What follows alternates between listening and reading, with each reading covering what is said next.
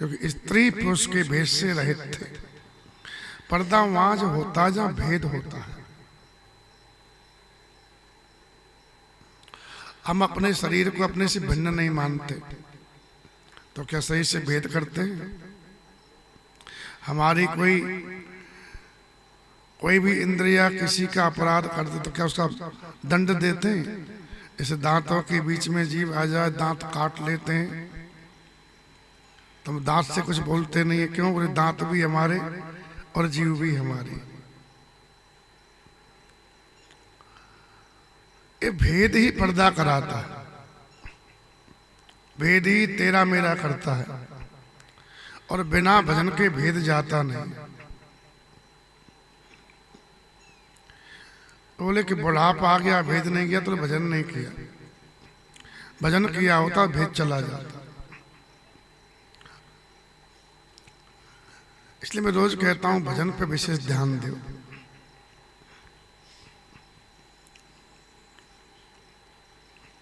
भजन जरूरी है। सभी कुछ जितने भी रोग हैं, बीमारियां हैं, बंधन के कारण हैं, वो भजन से ही जाएंगे। श्री राम जय राम। तो दिगंबर रहते थे अपना चिंतन में, भगवत चिंतन में। व्यास जी महाराज ने भागवत की रचना की थी। उसी कुछ श्लोक शिष्यों को रटा दिए थे, और जिस क्षेत्र में सुखदेव जी रहते थे शिष्य लोग उसी क्षेत्र में समिधा बीनने जाते थे, ऐसा महात्मा लोग कहते हैं। समिधा माने लकड़ी, समिधा माने, और उन श्लोकों का गायन करते रहते थे। बराह पीडम नटवरवतु कर्णयो कर्णकारम बिभ्रदवास कनक कपिसं वैजयन्ती च मालाम रंद्रान वैडोदरसुदया पूरयन गोप वृंदे वृंदारंडम सुपद रमलम प्रावसद गीत कीर्ति इत्यादि।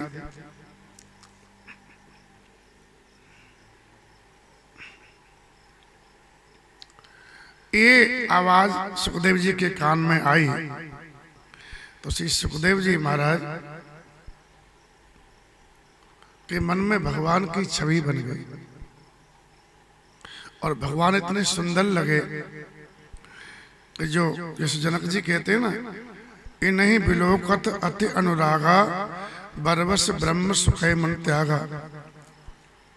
इतना अनुराग हुआ कि जो ब्रह्म सुख था ना, हल्का पड़ गया भगवान के स्वरूप सुख के सामने।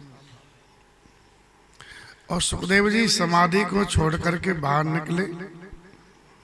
व्यास शिष्यों से पूछा कि तुम्हें श्लोक कहाँ से प्राप्त हुए, तुम किनके शिष्य हो, रचना किन की है?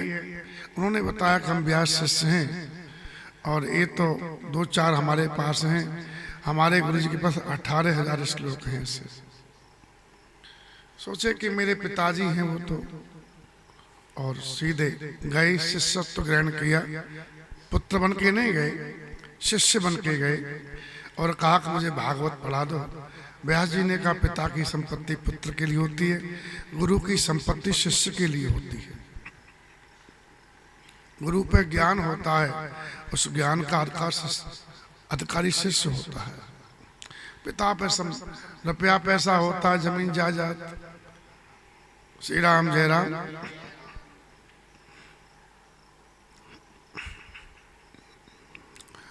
तो व्यास जी ऐसे पिता हैं, भगवान हैं, विशाल बुद्धि है उनकी। तो भागवत जी नीचे चरणों में बैठ करके पढ़े, और पढ़ करके सीधे चल दिए गाते हुए, गुनगुनाते हुए चल दिए। इन्हीं श्लोक गान करते रहते थे। पिबत भागवतम रसमालयम मुहुर्हो रस का भोय भाव का। जहाँ भी जाते थे भागवत सुनाते थे, गाते रहते थे, निरंतर गाते थे। वही गाते गाते सुखदेव जी जहाँ पर परीक्षित गंगा किनारे अनशन पतले के बैठे थे,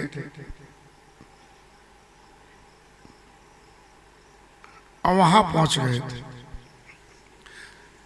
तो इतने प्रेम से गाते थे कि हमारे पीछे कौन है, आगे कौन है और हमारे लिए कोई क्या कह रहा है, उन्हें कोई ध्यान नहीं रहता था। ऐसे प्रेम में गाते थे।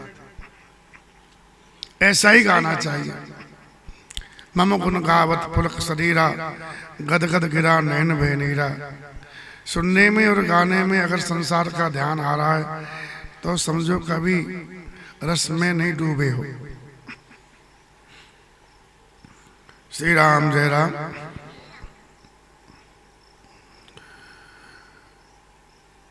तो सुखदेव जी भगवान श्री कृष्ण का दयालु स्वरूप, कम्वा दयालु शरणम ब्रजे में, ऐसा कौन दयालु है जिसकी शरण ली जाए। जिन्होंने पूतना जो विष लगा करके स्तन पे भगवान को मारने की इच्छा से दूध पिला रही थी, उसको ही भगवान ने माता की गति दी। ऐसा दयालु कौन होगा जो मारने वाले को भी अपना धाम दे दे। ये दयालुता पे रीझ गए थे। श्री राम जय राम। सनकादिक जी 5 वर्ष के हैं और हमेशा हरि शरणम कहते रहते हैं। इसलिए काल की गति नहीं व्याप्ति, हमेशा 5 वर्ष के रहते हैं। चारों भाई हैं, चारों का विचार एक जैसा है, इसलिए इनको सनकादिक कहते हैं। तो अलग सनक, सनंदन, सनातन, सनत कुमार, सनक जी बड़े हैं इसलिए सनकादिक कहा गया। इनकी महिमा ये है कि महाराज एक बार बैकुंठ चले गए और बैकुंठ की स्थिति ऐसी है, भगवान ने कहा यत गत्वान निवर्तन्ते तद धामम परमम मम। जहाँ से जाकर के जीव लौटता नहीं है वो मेरा परम धाम है। इनकी सामर्थ्य देखो, भगवान के प्रिय पार्षद इन्होंने श्राप दे करके धरती पे गिरा दिया और आशीर्वाद दे करके कहा कि 3 जन्म के बाद में पुण्य आ जाएगा। ये भजन का बल है। किसका बल है? भजन का। भजन में बड़ा बल होता है। हम लोग एक बताऊं तुम्हें बात, आज हमारा क्या है, कभी कभी ठाकुर जी कृपा से कथा हम पढ़े रहते हैं, होती रहती है हमारी, वो चिंतन है। आज हम सुना रहे कुछ लोगों को, कुछ महात्मा पूछ रहे हैं, कुछ लोग पूछ रहे हैं, अंदर सुना रहे थे। तो बोले क्या राम नाम, किसी व्यक्ति बोले पैसा में 2 वर्ष राम राम जपो ने, फिर ऐसा स्थिति है ना, अभाव ही खत्म हो जाएगी तुम्हारी। मैंने लोग कहते कि महाराज कुछ होता नहीं है। चूक कहाँ होती है कि नियम शुरू कर दिया, कुछ दिन चला और जैसी सफलता पे आता है वैसे ही हम छोड़ देते हैं। नहीं समझे? मतलब हमको धैर्य नहीं है। भक्ति में धैर्य होना चाहिए। सौरज धीरज, सौरज तो होता लगते तो हैं, लेकिन आगे कहाँ तक करें, कुछ नहीं हुआ तो बीच में ही छोड़ देते हैं। जैसे कोई फसल, वही फसल तो हो गई और आपने बीच में ही पानी खाना बंद कर दिया। जैसे चूल्हा फूंक रहे हो आप, धुआं निकल रहा है और परेशान हो गए और अगली फूंक में तो आग जल जाएगी और आपने वही फूंक नहीं मारी, छोड़ दी, अरे परेशान हो गए। और फिर 10 मिनट बाद में आग ठंडी पड़ गई थोड़ा, और फिर जो साहब फिर करे और फिर फूंक लगाए सुलगी और फिर धुआं लगा, फिर छोड़ दिए। ऐसा होता है कि नहीं होता? साधना करते करते क्या है, जैसे ही थोड़ा अशांति आई, धुआं, अग्नि से पहले धुआं उठेगा और धुआं थोड़ा आंख में कष्ट देगा तुमको, लेकिन धुआं के तुरंत बाद अग्नि की लौ निकलने वाली। इसलिए विघ्न आएंगे, धुआं जैसा काम करते हैं, विघ्नों के बाद में फिर सफलता तुम्हारे हाथ में है। इसलिए नियम को छोड़ना नहीं चाहिए, नियम छूटना नहीं चाहिए। भजन सत्य है और सब असत्य है, तो असत्य के चक्कर में हम सत्य को छोड़ देते हैं। बोलो हाँ कि ना है? जरा सा संसार का काम आ जाए तो भगवत कार्य को भूल जाते हैं, इसलिए गति नहीं हो पा रही है, इसलिए वो आनंद नहीं मिल पा रहा है, इसलिए संसार में बार बार मन भटक रहा है। इसलिए गति बढ़ानी चाहिए। विघ्न तो आएंगे, आग फूंकते फूंकते पहले धुआं लगता है, धुआं तो लगेगा, धुआं लग रहा है तो समझो विघ्न आ रहे हैं, तो समझो कि अब कृपा होने वाली है।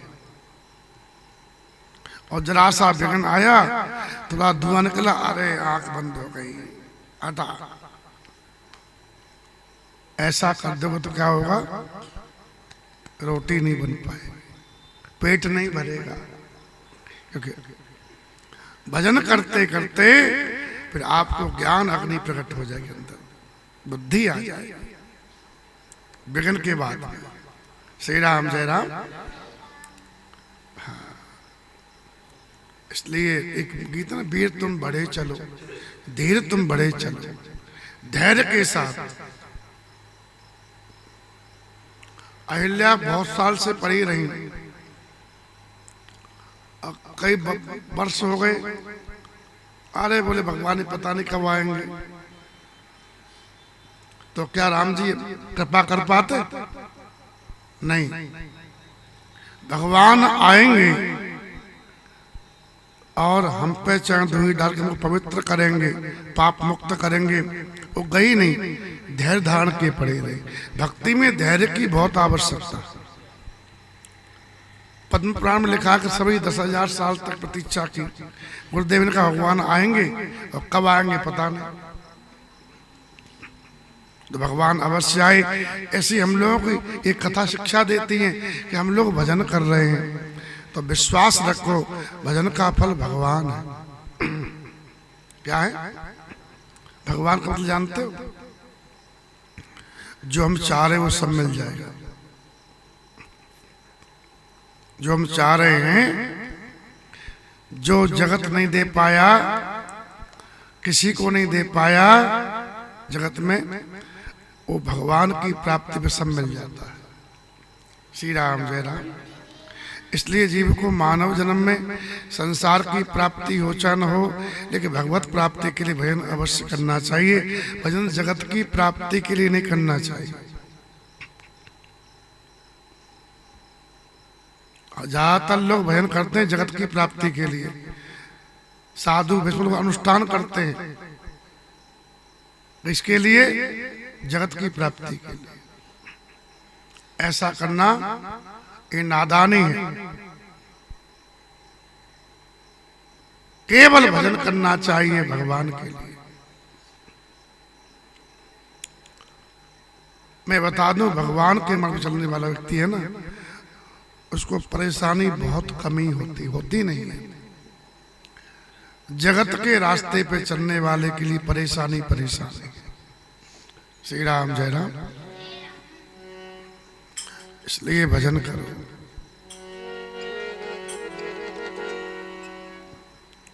ये आज चर्चा हम कर रहे थे अंदर पड़े पड़े, ये बात की अकेले ही थे। कुछ लोग सुन रहे थे, हम सुना रहे थे, और सुनने में पता कौन थे वो लोग। ये भाव आया था हमारा वहां पर, चूल्हा फूंकने वाला। श्री राम जय राम बता रहे थे लोग।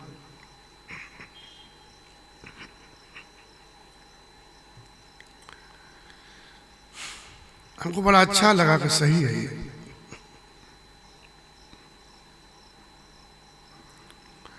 तो सनकादिक जी वो महापुरुष हैं जो भगवान के नाम निरंतर जपते रहते हैं, छोड़ते नहीं है। हरि शरणम हरि शरणम हरि शरणम, उनकी जिह्वा पे ये नाम नाचता रहता है। हरि का मतलब जो हरण करने वाले हैं, जो हमारे दुखों को, हमारे भवसागर को जो मिटा दे, है ना, विपत्ति मिटा दे, उसका नाम है हरि। वो शरणम माने वही हमारे एकमात्र रक्षक है। भगवान ही हमारे रक्षक है। एक ही रक्षक काफी है।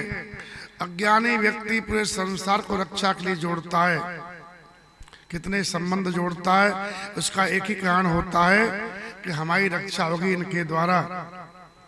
लेकिन कथाओं में प्रसिद्ध है कि जब मौका आया तो कोई संबंध रक्षा के लिए काम नहीं आता है, भगवान का संबंध ही काम आता है। इसलिए जीव को पक्का संबंध भगवान से जोड़ना चाहिए, हैं? श्री राम जय राम। और संसार संबंध कैसा होना चाहिए? इस बस में बैठे सीट पर, अब कोई बैठा हुआ है, राम राम सा राम राम, कहाँ जाना वहाँ जाना है, हमको ही वहाँ जाना है, और बस का स्टेशन जय राम जी की जय राम जी की, इतना सा होना चाहिए। फिर कोई याद करता है? हम लोग क्या करते हैं कि जगत के संबंध को पक्का मान लेते हैं और भगवान के कुछ सफर की भांति मान लेते हैं। इसलिए भगवान को तो सुबह याद कर लिया और फिर सारे दिन भूले रहे ठाकुर जी को। आधा घंटा 1 घंटा सुबह सुबह भगवान को याद कर लिया और फिर 23 घंटे कोई भगवान से मतलब नहीं है। ये भूल है हम लोगों की। श्री राम जय राम। और नारद जी तो महाराज बीणा बजाते हुए भगवान के गुणगान ही करते रहते हैं। तो ये बड़े बड़े भगवान के गाने वाले हैं, इन्होंने लीलाओं को बहुतों को जाना है।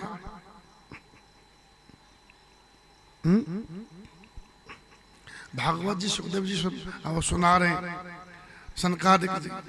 किनसे सुनी है? बोले शेष जी के मुख से सुनी है। श्री राम जय राम।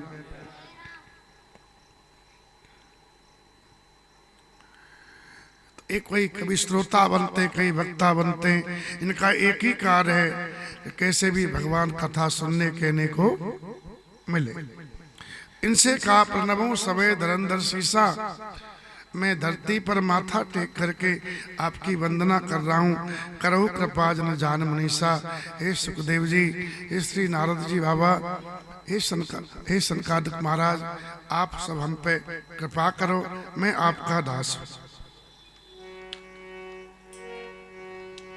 जनक सुता जग जनन जानकी, जनक सुता जग जननी जानकी, अतिशय प्रिय करुणा निधान की, अतिशय प्रिय करुणा निदान की, ताके जुग पद कमल मनावं, ताके जुग पद कमल मनावं, जासु कृपा निर्मल मति पावं, जासु कृपा निर्मल मति पावं, पुण्य मन बचन परम रघुनायक, पुण्य मन बचन करम रघुनायक, चरण कमल बंदं सब लायक,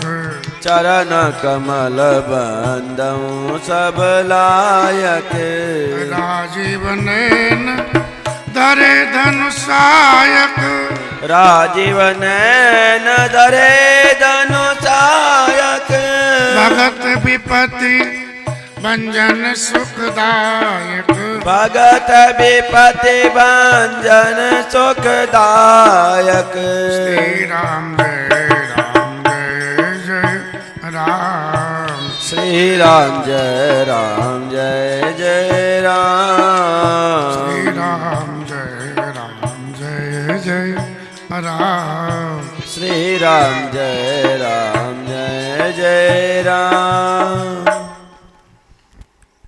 जो जनक जी की बेटी हैं, जगत की माता है, जिनका नाम जानकी है, भगवान श्री राम करुणानिधान की अस्य प्रियतमा है। भगवान का मन निरंतर उन्हीं के पास रहता है। अस्य प्रिय करुणानिधान की जब से गया, पहली बार दर्शन किया, तभी से चला गया, फिर लौटा नहीं। ऐसा हनुमान जी से कहा, सो मन सदा रह तो पाई। हनुमान जी महाराज ने माँ को बताया। हम लोग अपना मन भगवान के पास लगाना चाहते हैं, तब भी मन संसार के में भाग जाता है, संसार के चक्कर में लग जाता है। कितना ही रोको, बोले भाया लग जा रे लग जा, मानता नहीं है। तुरंत भाग, जरा सा ढील दिए, बम्बई पहुंच जाए, कलकत्ता पहुंच जाए, देश विदेश पहुंच जाए, इंद्रपुरी पहुंच जाए, भोगावतीपुरी पहुंच जाए, कौन कौन जगह पहुंच जाता है।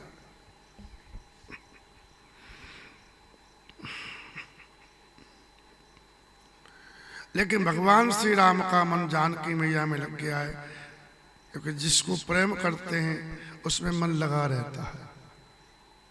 ऐसी मां जानकी है। उनके चरण कमल दोनों पकड़ के गोस्वामी जी मना रहे हैं मैया को, मैया तेरी कृपा से मैं निर्मल बुद्धि पा जाऊं। निर्मल बुद्धि के बिना निर्मल कथा कैसे कही जाएगी? भगवान की कथा कैसी है? निर्मल, पवित्र, और बुद्धि हो अपवित्र मलिन विषयों में, तो कथा दिखेगी। श्री राम जय राम। इसलिए निर्मल बुद्धि की याचना मां से कर रहे हैं। ये जो चौपाई है ना, ऐसा महात्मा बताते हैं, इनका गायन रोजाना करे को जाप करे तो बुद्धि ठीक हो जाती है।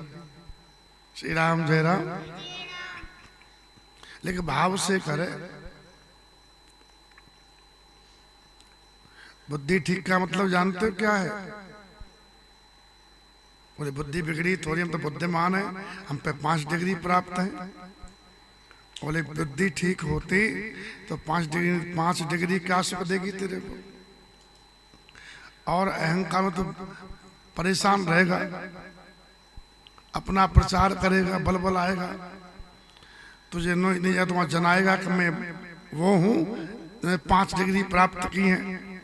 श्री राम जय राम।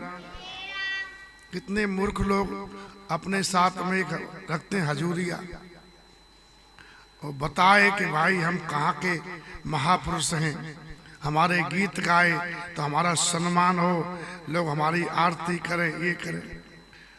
ये बुद्धि बिगड़ी है और लोगों को कहा, लेकिन बुद्धि बिगड़ चुकी है।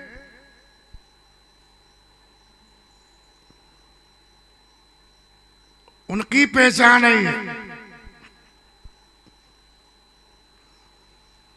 बुद्धि सही थी कि सबरी मैया की सेवा करती थी, लेकिन दिखती नहीं थी। लकड़ी बीनती थी सबरी मैया, रात में गट्ठा बांधती थी, और रात में संत लोग सो जाते थे तो चुपके से आश्रम में रखी आती थी। ये है सेवा भाव। भजन भाव कोई जाने नहीं, भजन कर रहे हैं, अपने को एकदम नगण्य गिनावे, उसे बुद्धि कहते। बढ़िया, तभी भगवान को आप पा पाओगे। और दुनिया आपको मान रही है तो भगवान को भजोगे? कभी नहीं भजोगे। ये दुनिया तुम्हारा है, दुनिया है। ये पता नहीं कब जिंदाबाद बोले और कब मुर्दाबाद बोले। हाँ, श्री राम जय राम। एक पार्टी निकली, लोग निकले, जिंदाबाद जिंदाबाद। रुक गए चौराहे पे, दूसरा जुलूस आया, उसके साथ जिंदाबाद, दूसरा मुर्दाबाद। लोगों ने कहा कि भाई तुम ये क्या कर रहे हो? अभी उसको जिंदाबाद, इसको मुर्दाबाद बोल लेते, अब इसको जिंदाबाद बोल, इसको बोले हमारा हमें कोई मतलब नहीं है, जो रुपया लेता उसका बोल जिंदाबाद बोल देते हैं, जो रुपया देगा उसका बोल देंगे। तो जब तक दुनिया को लाभ देते रहोगे जिंदाबाद, लाभ देना बंद मुर्दाबाद। श्री राम जय राम। ये जगत की पहचान है।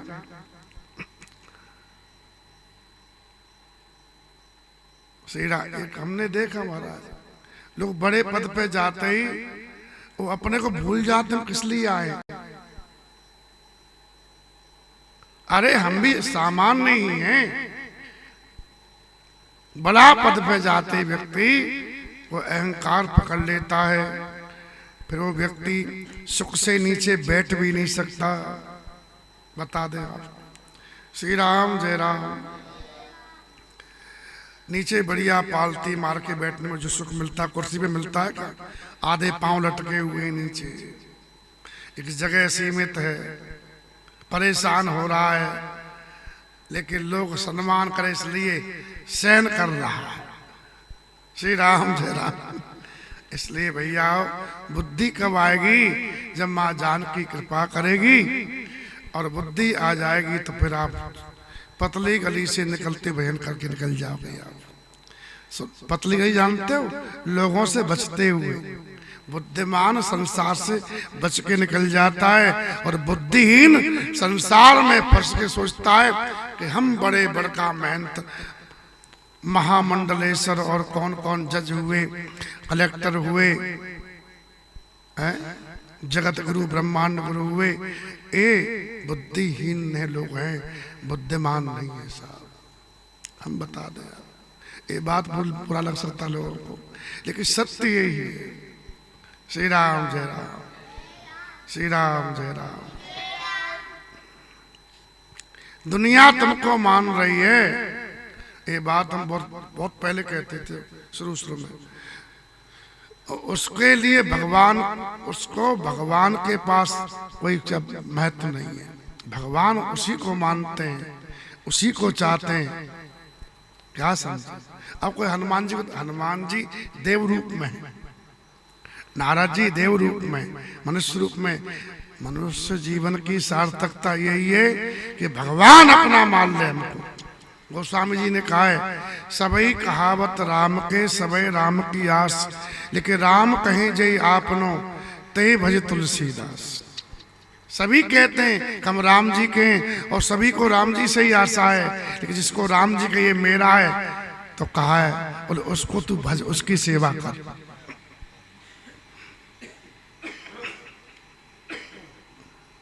इसलिए महापुरुष होता है बुद्धिमान व्यक्ति, अपने को दिखाता नहीं है, छपाता नहीं है, छिप के भगवान का भय निकल जाता है। कि दुनिया बहुत जालिम है, प्रकट हो जाओगे ना तो आपको छोड़ेगी नहीं। श्री राम जय राम।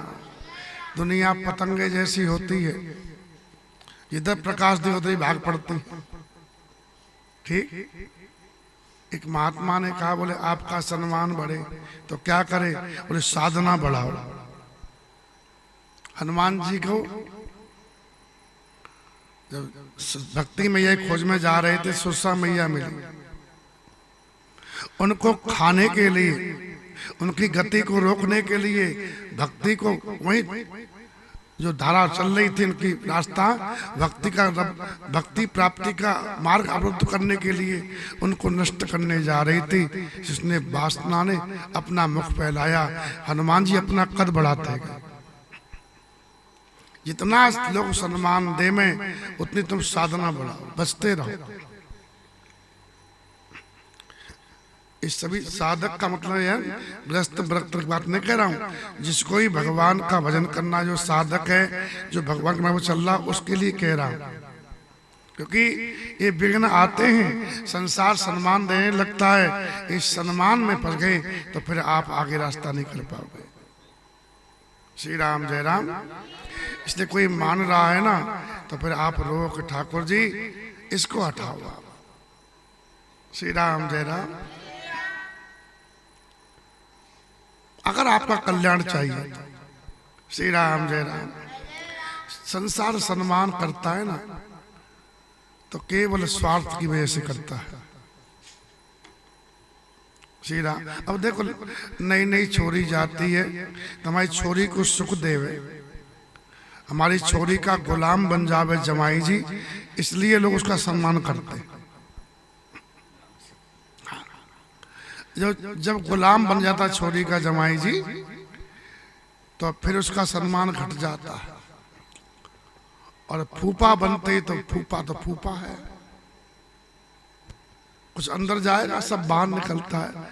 सत्तू खिला दो, फूफा कहलवाओ तो पूरा सत्तू बाहर निकल जाएगा। श्री राम जय राम। भाई सम्मान कहाँ गया तुम्हारा? सम्मान इसलिए था कि हमारी बेटी जा रही है और जमाई को मानेंगे तो हमारी बेटी का आदर करेगा और और बेटी बोल दे बस और तो पूरा हमारा ही कब्जा है, तो बस फिर सम्मान घटने लगता है। श्री राम जय राम। और फिर तो जमाई नौकर बन जाता है। अरे जमाई तुम मेहमान आ गए, तुमको पानी पिला दो, इतना हो जाता है। होता है कि नहीं होता? बताओ, एक एक दुर्गति हो जाती है।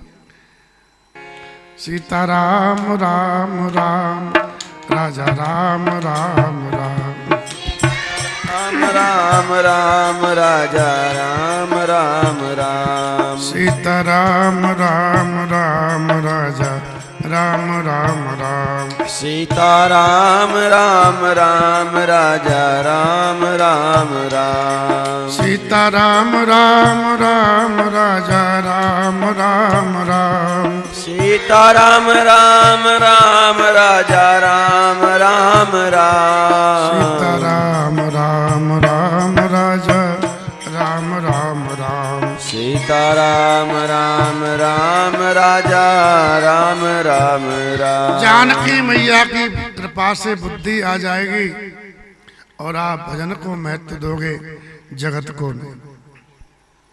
हे माता ऐसी कृपा कर, क्योंकि निर्मल कथा भगवान की है। हे रामचरित्र पावन पवित्र, रसिकन मन हरण रसीला है। विषय के मन को हरण नहीं करता, रसिकों के मन को हरण विशेष करता। सज्जनों मत स्वांग समझ लेना, इसी रामचंद्र की लीला है। इसको सुनने मात्र से जीव पवित्र हो जाता है? इसलिए पवित्र कथा कहने के लिए बुद्धि पवित्र चाहिए। माँ ने कृपा की और पुण्य मन बचन करम रघुनायक, चरण कमल बंदऊ सब लायक। राजीव नयन धरे धन सायक, भगत विपत्ति भंजन सुखदायक। बोले बोले मन वचन कर्म से, मनसा वाचा कर्मणा, 3 प्रकार से वंदना होती है चरणों पर। मन भी चरणों में, वाणी भी चरणों में और शरीर भी चरणों में, ये दंडवत होती। प्रणाम करते भगवान को, तो मन से भी भगवान के चरणों में गिरे रहो, शरीर भी गिरा रहे और वाणी भी ठाकुर जी के चरणों की। इसलिए पाए नाथ कहे, पाए गुसाई भूतल परे लकुट की।